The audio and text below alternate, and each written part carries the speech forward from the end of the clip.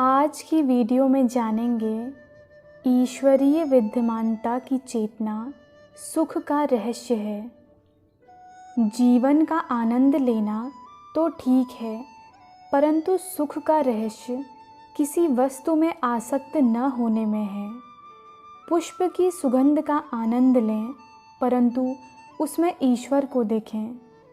मैंने अपनी इंद्रिय चेतना को केवल इसीलिए रखा है कि उनके उपयोग में मैं हर समय ईश्वर का दर्शन और चिंतन कर सकूं। मेरी आँखें हर जगह आपकी सुंदरता को देखने के लिए बनी हैं। मेरे कान आपकी सर्वव्यापी वाणी को सुनने के लिए बने हैं। यही योग है, ईश्वर के साथ एकत्व। उन्हें ढूंढने के लिए जंगल में जाने की कोई आवश्यकता नहीं। हम जहाँ कहीं भी होंगे, सांसारिक आदतें हमें मजबूती से जकड़े रहेंगी जब तक कि हम अपने को उनसे मुक्त न कर लें। योगी ईश्वर को अपने हृदय की गुफा में खोजना सीखता है। वह जहाँ कहीं भी जाता है, ईश्वर के सानिध्य की आनंददायक चेतना को अपने साथ रखता है। मनुष्य केवल नश्वर इंद्रिय चेतना में घिरा ही नहीं है, बल्कि उस इंद्रिय चेतना की विकृतियों से बंध भी गया है, जैसे लोभ, क्रोध और ईर्ष्या। ईश्वर को पाने के लिए व्यक्ति को इन विकारों को समाप्त करना ही चाहिए। पूर्वी और पश्चिमी दोनों जगत के लोगों को इंद्रियों की दास्ता से मुक्त होना चाहिए। एक साधारण मनुष्य इस बात से क्रोधित हो सकता है कि उसे सुबह की कॉफ़ी नहीं मिली, और वह अच्छी तरह से जानता है कि इसके न मिलने से उसे सिर दर्द हो जाएगा। वह अपनी आदतों का दास है। उन्नत योगी स्वतंत्र होता है।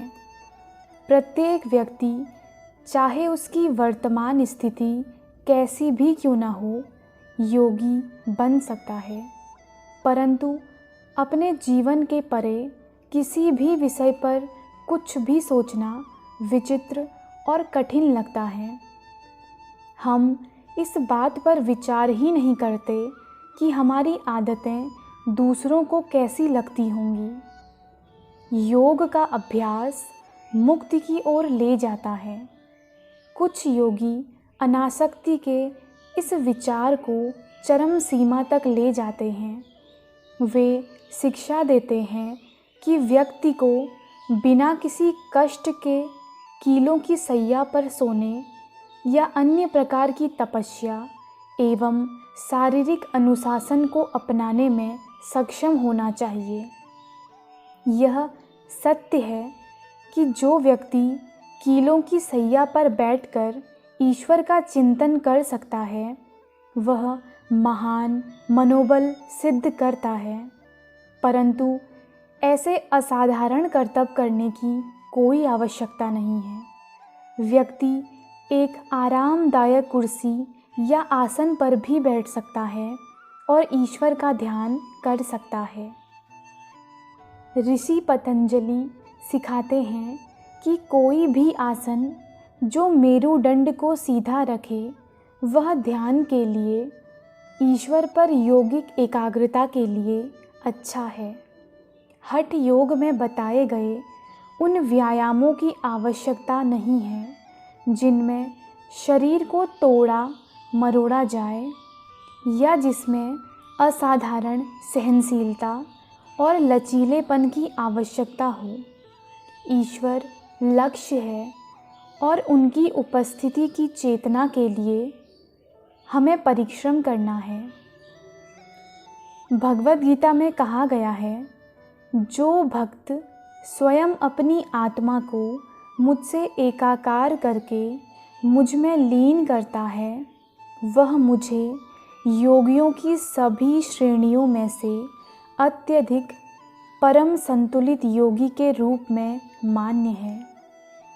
हिंदू योगी अत्यधिक गर्मी और सर्दी और कष्टकर कीड़ों एवं मच्छरों की अपेक्षा करने के प्रदर्शन के लिए जाने जाते हैं। योगी बनने के लिए ऐसा प्रदर्शन आवश्यक नहीं है, बल्कि यह तो निपुण योगी की एक स्वाभाविक उपलब्धि है। विघ्न देने वाले तत्वों को हटाने का प्रयास करें, या अगर आवश्यकता हो तो आंतरिक रूप से परेशान हुए बिना उन्हें झेलने का प्रयास करें। यदि कोई स्वच्छ रह सकता है तो उसका अस्वच्छ रहना निरर्थक है। कोई व्यक्ति एक झोपड़ी के प्रति भी उतना ही आसक्त हो सकता है जितना एक महल के प्रति। आध्यात्मिक सफलता प्राप्त करने में सबसे मुख्य तत्व है तत्परता।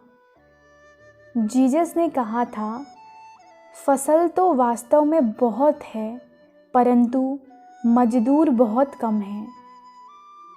संसार के लोग ईश्वर के उपहारों को चाहते हैं, लेकिन जो बुद्धिमान हैं वे उपहारों के दाता को ही चाहते हैं। योगी बनने का तात्पर्य है ध्यान करना। योगी सुबह उठने पर सर्वप्रथम अपने शरीर के लिए भोजन के विषय में नहीं सोचता। वह अपनी आत्मा का ईश संपर्क के अमृत से पोषण करता है। ध्यान में गहरे गोते लगाने से प्राप्त प्रेरणा द्वारा वह भरपूर मन से प्रसन्नतापूर्वक दिन के समस्त कर्तव्यों को पूरा कर लेता है। ईश्वर ने इस पृथ्वी को जैसी यह है उस तरह किसी उद्देश्य से ही बनाया है। उनकी योजना में संसार को और अच्छा बनाना मनुष्य का कर्तव्य है। पश्चिम के लोगों में नए और उन्नत भौतिक सुखों को पाने के लिए निरंतर व्यस्त रहने की प्रवृत्ति चरम सीमा पर होती है। दूसरी ओर पूर्व के लोगों में जो कुछ भी उनके पास है उसी में संतुष्ट रहने की प्रवृत्ति पराकाष्ठा पर होती है। दोनों जगह के लोगों में कुछ विशेष आकर्षण होता है। पश्चिम के लोगों का साहसी भाव और पूर्व के लोगों का सुगम एवं शांत भाव। हमें दोनों का संतुलित मार्ग अपनाना चाहिए।